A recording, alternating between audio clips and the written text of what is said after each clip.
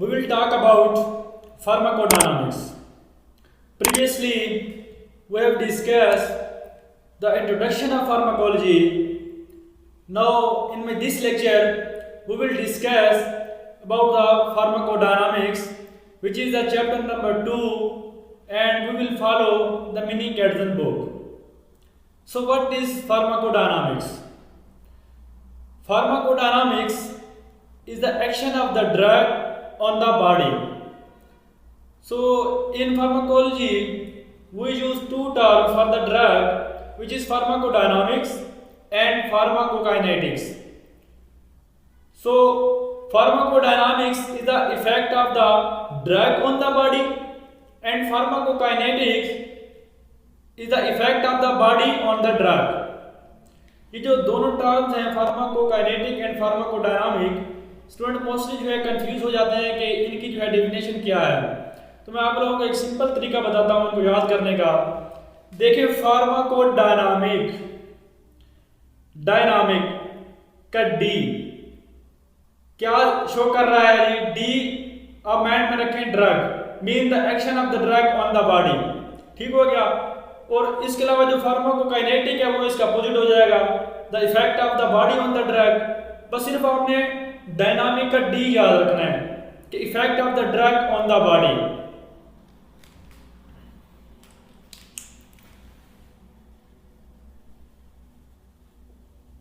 Pharmacodynamic and pharmacokinetics. ठीक है। इन दो टर्म्स को याद करने के लिए सिंपली आपने डायनामिक का डी याद रखना है। ठीक है। D mean drug mean the action of the drug on the body, और जो फार्माकोकाइनेटिक्स है वो उसका अपोजिट हो जाएगा, effect of the body on the drug. ठीक है। होप सो मैं जो है आप लोगों को ये समझा पाया हूं। अब जो है ना चैप्टर नंबर 2 फार्माकोडायनामिक्स, इस पूरे चैप्टर की जो समरी है ना वो 5 मेन पॉइंट्स हैं। ठीक है। तो हम बहुत ही इजी वे के साथ पढ़ेंगे और बहुत ही इंटरेस्टिंग वे के साथ पढ़ेंगे ताकि आप लोगों को जो है बिल्कुल ही जो है इजी वे के साथ आप लोगों को समझ आ जाए। ठीक है। इसमें 5 मेन पॉइंट्स हैं फार्माकोडायनामिक, जो चैप्टर नंबर 2 है। हम फॉलो कर रहे हैं मिनी गैड्सन बुक को। ठीक है। फार्माकोडायनामिक इसके जो है ना 5 मेन पॉइंट्स हैं जो इस हम पूरे चैप्टर में डिस्कस करेंगे। ठीक है। पहले मैं आप लोगों को वो 5 मेन पॉइंट्स बताता हूं, उसके बाद एक एक पॉइंट को हम 1 बाय 1 करके डिस्कस करेंगे ताकि आप लोगों को जो है आसानी से समझ आ सके। तो इसमें पहला पॉइंट क्या है जी? Receptor effector.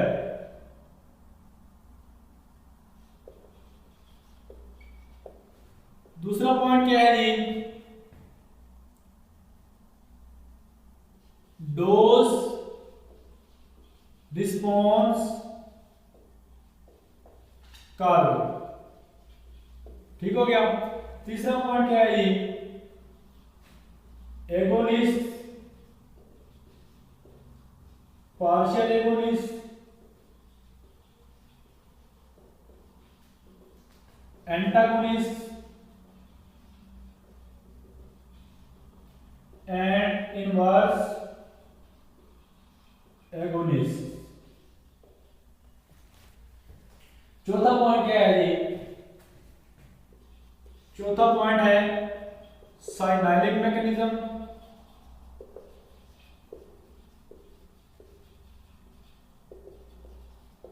और पांचवा पॉइंट है जी receptor regulation. So you will enjoy my lecture if you pay your full heed and attention. Pharmacology, no problem, no difficult, very interesting if you pay your some attention. Okay. So in pharmacodynamics, in whole chapter, main 5 points we will discuss in this chapter. Receptor effector, number 2 dose response curve, number 3 agonist, partial agonist, antagonist and inverse agonist.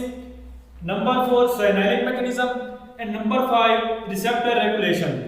Okay, so in my today lecture we will discuss the point number 1, which is the receptor effector. Okay, so in this lecture we will discuss only point number 1, receptor and effector.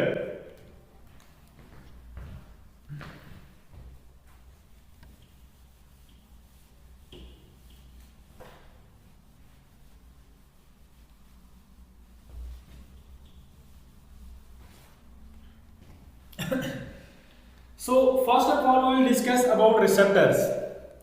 What are receptors? Receptors are specific biological molecules on which drug molecule attach and bring changes in the functioning of that system. Okay, what are receptors? Receptors are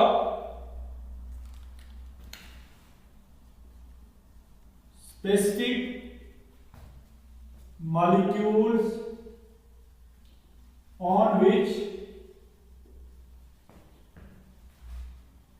drug molecules attach and brings changes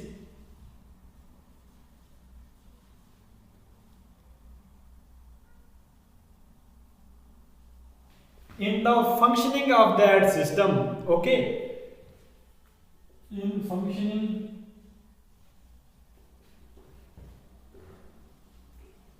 of that system. देखें बहुत ही easy है।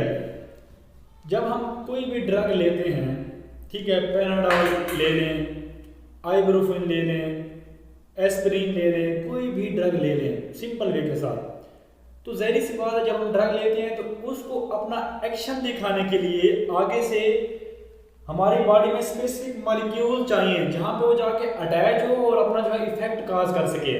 ठीक है, तो जिस जगह पे वो जाके अटैच होगी वो ड्रग, उसको हम कहेंगे ये उस ड्रग का रिसेप्टर है। Okay, so specific molecules on which drug molecule, for example Panadol, aspirin, ibuprofen, okay, attach and bring changes in the functioning of that system. Okay, अब देखेंगे, अब हम डिस्कस करते हैं types of receptors. So there are following 4 types of receptor in our body. Now we will discuss each receptor one by one. Okay, now we will discuss types of receptors. There are following 4 types of receptors in our body. Okay, ligand-gated ion channel receptor, tyrosine kinase enzyme receptors, or intracellular steroid receptors, and number 4 G protein coupled receptors. Now we will discuss each receptor one by one. Okay, and we will also try to explain each receptor by an example of an easy drug we use in our usual routine life, so that you can understand very well. Okay, so first of all, number 1,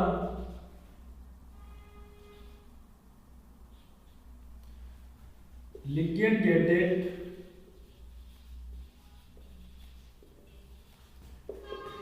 ion channel.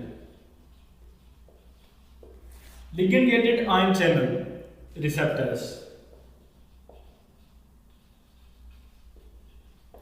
For example, nicotinic cholinergic receptors. For example, cholinergic, nicotinic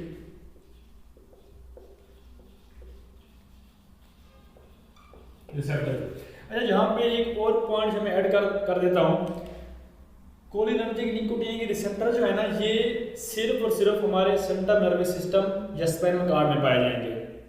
okay, और ligand-gated ion channel का एक और receptor है muscarinic receptors, वो जो है peripheral nervous system में पाए जाएंगे। ठीक है, ये एक मैं थोड़ा सा पॉइंट ऐड कर देता हूँ, muscarinic.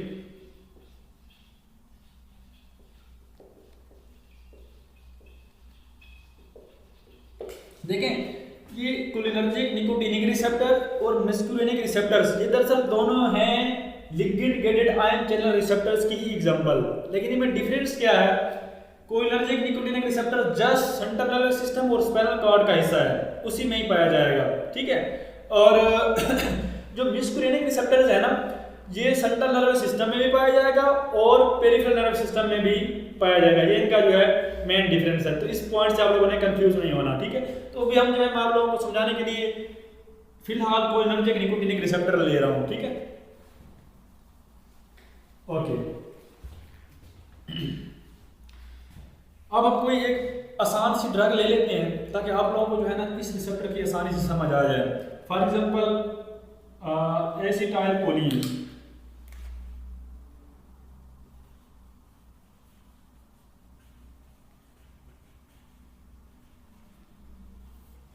For example acetyl choline, ठीक हो गया।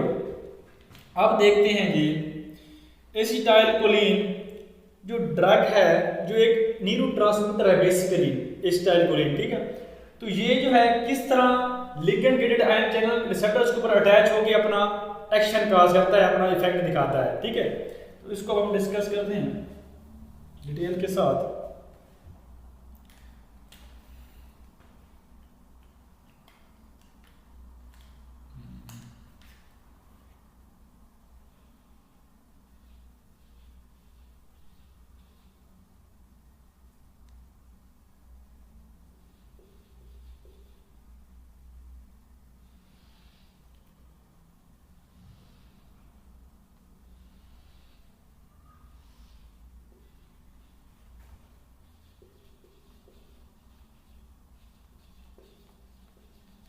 सपोज करें ये सेल मेम्ब्रेन है, ठीक हो गया।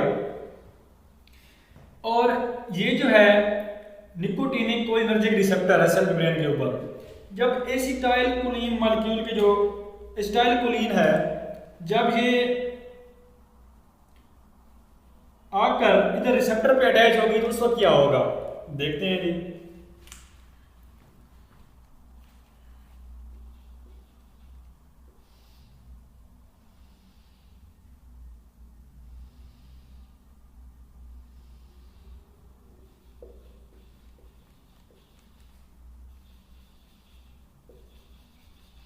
ठीक है, अब जो है इधर ये एसिटाइल कोलिन का जो मॉलिक्यूल है ये जो है इधर अटैच हो गया है, ठीक है, रिसेप्टर के ऊपर। जैसे ही रिसेप्टर के ऊपर अटैच होगा तो जो ion channel, ion gated channel, जो आयन गेटेड चैनल हैं ये ओपन हो जाएंगे, ठीक है। जैसे ओपन होंगे तो सोडियम आयन जो बाहर पड़े हैं ये सेल के जो है साइटोप्लाज्म की तरफ मूव कर जाएंगे, ठीक है। सेल के साइटोप्लाज्म में मूव कर जाएंगे। इस तरह जो है एक एक्शन पोटेंशियल जनरेट होगा और मसल जो है वो कंट्रैक्ट कर जाएगा, ठीक है। तो बेसिकली बात करने का मकसद ये है कि ये जो ligand gated ion channel receptors हैं और इनमें फर्दर कोलिनर्जिक निकोटिनिक रिसेप्टर्स हैं, ये बेसिकली न्यूरॉन्स में पाए जाते हैं, न्यूरॉन्स, ओके। तो इस तरह जो है ये एक्शन पोटेंशियल जनरेट होगा और मसल जो है कंट्रैक्ट कर जाएगा। तो ये था, ये कौन सा हमारे पास लिगेंड गेटेड आयन चैनल, ठीक है, नंबर 1। अब हम जो है डिस्कस करते हैं number 2 receptor.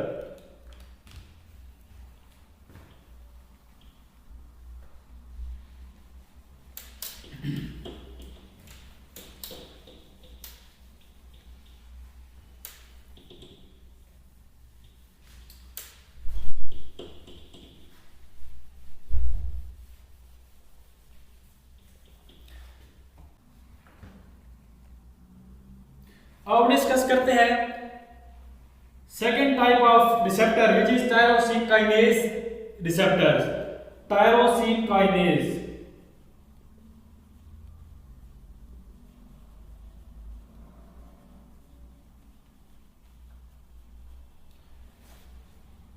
Okay. Now we will discuss about the tyrosine kinase receptors. अब हम देखते हैं कि टायरोसिन काइनेज रिसेप्टर जो है किस तरह जो है ड्रग को रिसीव करते हैं, कैसे उस ड्रग का इस्तेमाल करते हैं और कैसे जो है वो ड्रग जब अपन रिसेप्टर पे अटैच होती है तो किस तरह वो ड्रग अपना जो है इफेक्ट काज करती है बॉडी के ऊपर। ठीक है, तो बहुत ही सिंपल है। देखें ये है हमारे पास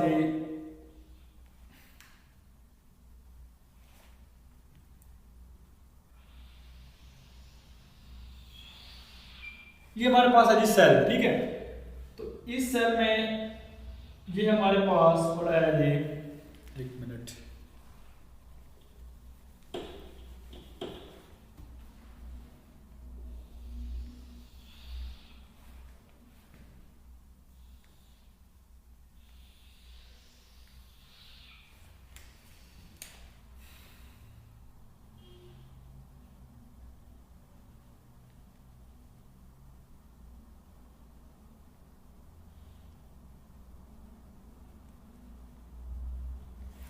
ठीक है, ये टायरोसिन काइनेज रिसेप्टर। अब मैं आप लोगों को बहुत ही इजी एग्जांपल दूंगा जो हम रोजमर्रा जिंदगी में ड्रग्स यूज करते हैं, ताकि आप लोग जो है वेरी इजीली उस चीज को गेन कर पाएं। ठीक है, तो अब मैं आप लोगों को इसकी एग्जांपल दे रहा हूँ इंसुलिन मॉलिक्यूल की, इंसुलिन ड्रग की। ठीक है, तो फॉर एग्जांपल इंसुलिन,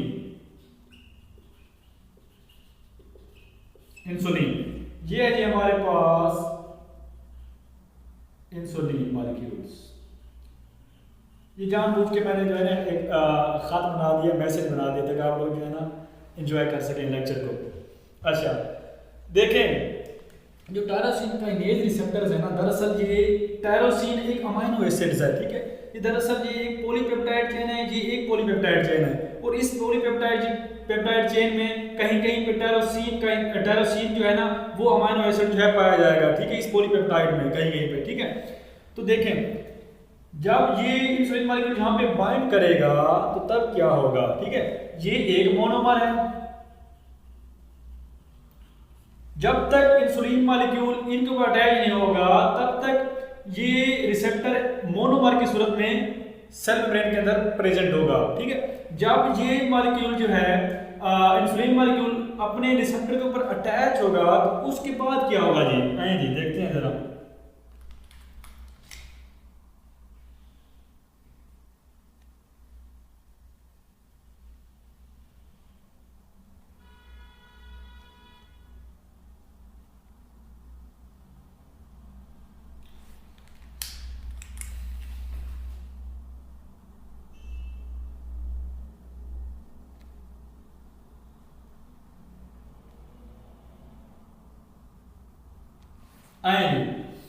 जब इंसुलिन मॉलिक्यूल रिसेप्टर के ऊपर अटैच होगा तो ये दोनों मोनोमर जो हैं ये आपस में मिल जाएंगे। ठीक है, जब ये यहां पे मिलेंगे तो उस सूरत में हम इसको कहेंगे जी डाइमर। ठीक है, जब ये इस तरह आपस में मिलेंगे तो इसके अंदर जो टायरोसिन मॉलिक्यूल का जो अमाइनो एसिड है वो अपने आप को एंजाइम की सूरत में कन्वर्ट कर लेगा। कैसा एंजाइम? Kinase enzyme.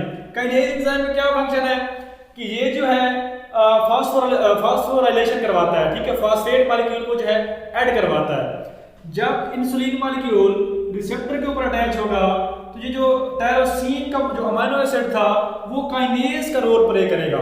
काइनेज कौन से एंजाइम्स हैं? वो एंजाइम्स हैं जो किसी भी मॉलिक्यूल की फास्फोराइलेशन करवाते हैं।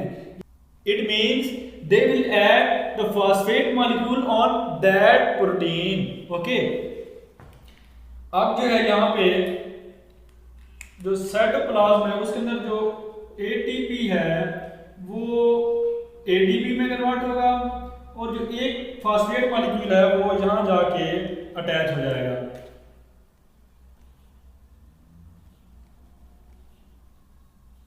उसके बाद क्या होगा?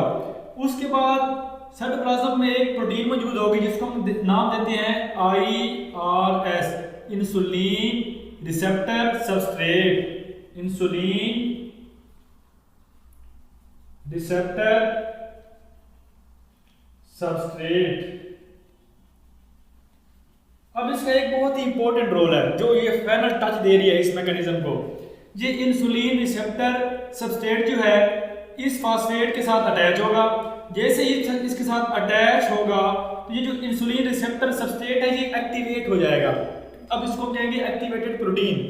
फिर ये प्रोटीन सिग्नल लेके जाएगी और सेल को कहेगी भाई आप जो है तू अपनी सेल मेम्ब्रेन में ग्लूकोज ट्रांसपोर्टर को ऐड कर। जब ग्लूकोज ट्रांसपोर्टर ऐड होंगे तो ब्लड से ग्लूकोज मॉलिक्यूल सेल के अंदर मूव कर जाएंगे। इस तरह जो है ब्लड में ग्लूकोज का लेवल डिक्रीज कर जाएगा। तो ये सिंपल मैकेनिज्म था इंसुलिन का। ठीक है, होप सो मैं अपनी बात को जो है क्लियर कर पाया हूं। अच्छा, अब जो है हम डिस्कस करते हैं रिसेप्टर नंबर 3।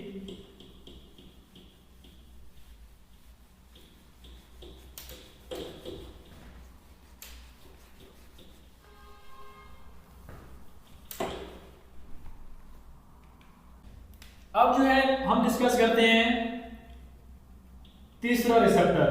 वो कौन सा है जी? Intracellular steroid receptor. इंट्रा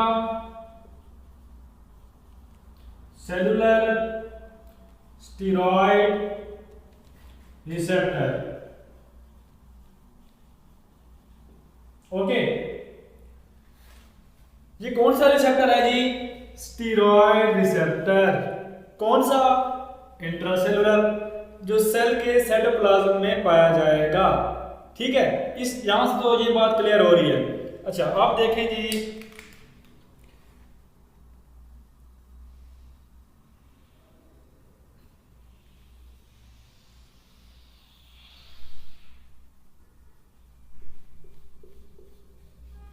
अब देखें जी हमारे पास सेल। ठीक है, इसकी एग्जांपल हम ले लेते हैं ग्लूकोकार्टिकॉइड्स। Glucocorticoid drug. ठीक है, तो इस तरह आप लोगों को जो है बहुत इजी वे से समझ आ जाएगी। ठीक हो गया। अच्छा देखिए, ये जो तीसरा रिसेप्टर है ना, इंट्रासेलुलर स्टेरॉयड रिसेप्टर, इसको समझाने के लिए पहले एक बेसिक कंसेप्ट है वो आप समझ लें। वो कौन सा कंसेप्ट है?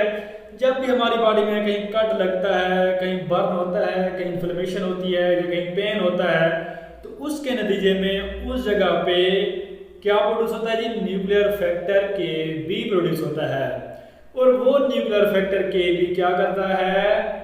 वो न्यूक्लियस में मौजूद जीन को एक्टिवेट करता है, एक स्पेसिफिक जीन को एक्टिवेट करता है, और वो जीन साइटोप्लाज्म में मूव करके ट्रांसलेट होके क्या बनाता है जी? Inflammatory cytokine.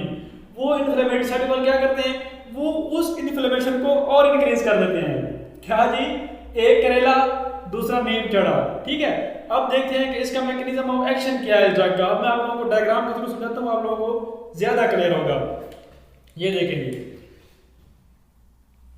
ये है हमारे पास न्यूक्लियस। ठीक है, और ये हमारे पास डीएनए। अच्छा, ये मेरी बॉडी में कहीं पे भी जो है इन्फ्लेमेशन हुई है, कहीं पे पेन हुआ है, कहीं पे इन्फेक्शन हुआ है, इन्फेक्शन, पेन, इन्फ्लेमेशन, बर्न। ठीक है, मेरी बॉडी में अगर कहीं पे भी कोई इन्फेक्शन या कोई पेन या कोई इन्फ्लेमेशन हुई है ना, तो उसके नतीजे में मेरी बॉडी एक साइटोप्लाज्म के अंदर एक फैक्टर है, उसको कहते हैं न्यूक्लियर फैक्टर Kb। ठीक है, ये न्यूक्लियर फैक्टर Kb क्या करता है? ये एक्टिवेट करता है, एक्टिवेट करता है, एक्टिवेट करता है। ठीक है, ये एक्टिवेट करेगा जीन को, एक स्पेसिफिक जीन को। ठीक है, और एक्टिवेट करके एक मैसेंजर आरएनए की कॉपी बनाएगा, यानी कि ट्रांसक्रिप्शन करवाएगा। ठीक है, उस जीन की जब मैसेंजर आरएनए की कॉपी बनेगी, तो ये जो है मैसेंजर आरएनए की कॉपी, ये है जी राइबोसोम। राइबोसोम्स के अंदर जब मैसेंजर आरएनए की कॉपी ट्रांसलेट हो जाएगी, वो ट्रांसलेट होकर क्या करेगी जी? क्या बनाएगी? Inflammatory cytokine.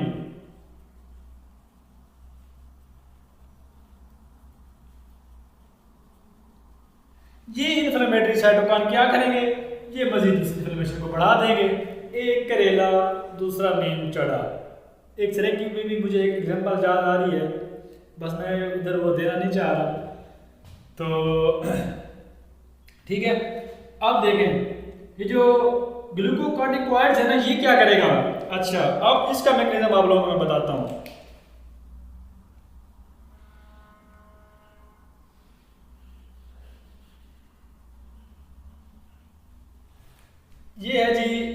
साइटोप्लाज्म के अंदर इंट्रासेलुलर स्टेरॉयड रिसेप्टर, यहाँ पे ग्लूकोकार्टिकॉइड्स ड्रग मॉलिक्यूल आके अटैच होगी।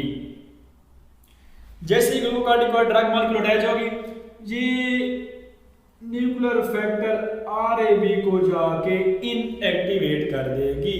जब इनएक्टिवेट करेगी तो उसके नतीजे में ना ही ये मैसेंजर आरएनए बनेगा, और जब मैसेंजर आरएनए भी नहीं बनेगा, इन्फ्लेमेटरी साइटोकाइन भी नहीं बनेगी, तो मजीद इन्फ्लेमेशन जो है वो नहीं होगी। इसको जो है यहाँ पे ये स्टॉप कर देगी। ठीक है, तो ये बहुत ही सिंपल है।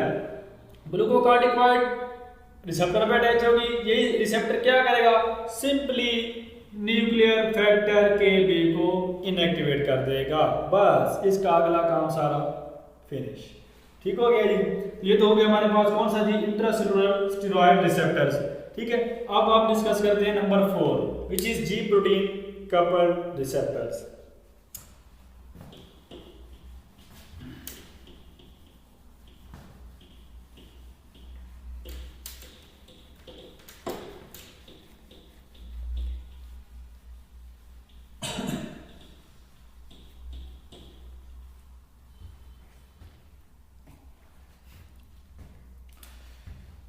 नंबर 4 पे है जी प्रोटीन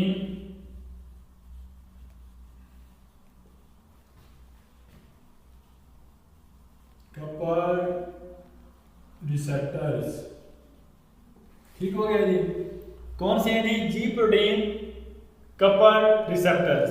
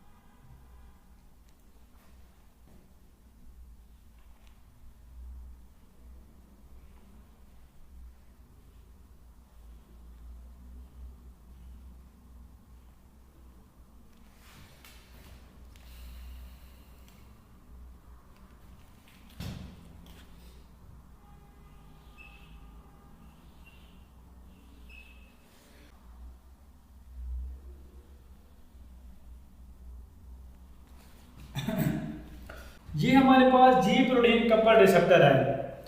तो जी प्रोटीन कपल्ड रिसेप्टर मोस्टली हमारे लंग्स में पाए जाते हैं। ठीक है, ये मोस्टली ब्रोंकोडाइलेशन करवाते हैं। ये मोस्टली जो ड्रग्स हम अस्थमा के लिए लेते हैं, ठीक है, इनके दमे के पेशेंट्स को जो हम ड्रग्स देते हैं वो मोस्टली जी प्रोटीन कपल्ड रिसेप्टर्स पे ही जाके अटैच होती हैं। ठीक हो गया। तो फॉर एग्जांपल अल्बिट्रोल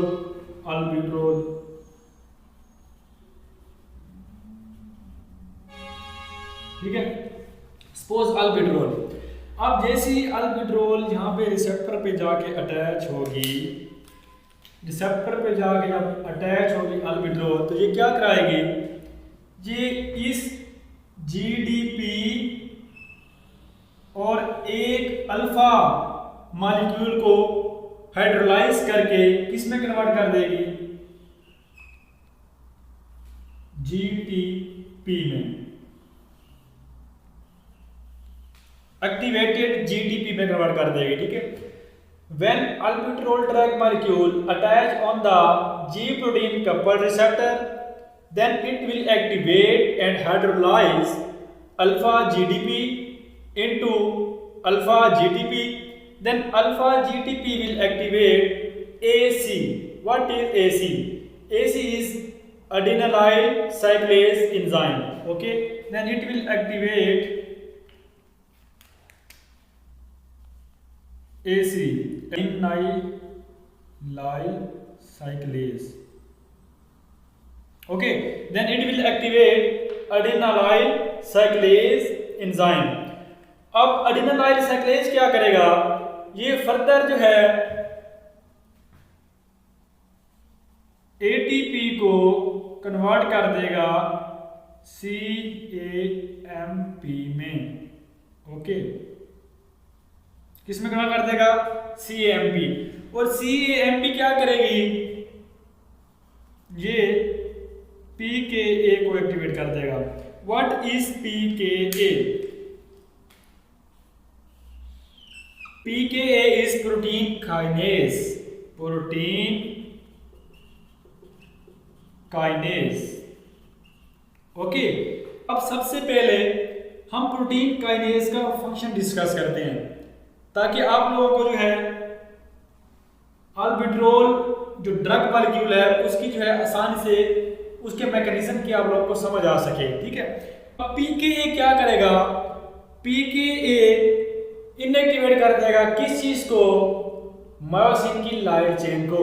जब मायोसिन की लाइट चेन को इनएक्टिवेट करेगा तो वो एक्टिन के साथ बॉन्ड नहीं बना पाएगी, इस तरह जो है मसल कंडक्शन नहीं होगी, और उसके नतीजे में क्या होगी जी? Bronchodilation, which is the main function of albuterol. ठीक है, अल्बिट्रोल हम कब लेते हैं? ड्यूरिंग अस्थमा, और ये क्या कराती है? ब्रोंकोडाइलेशन। ठीक है, PKA क्या करेगा? ये इनएक्टिव कर देगा किस चीज को जी? Light chain of myosin.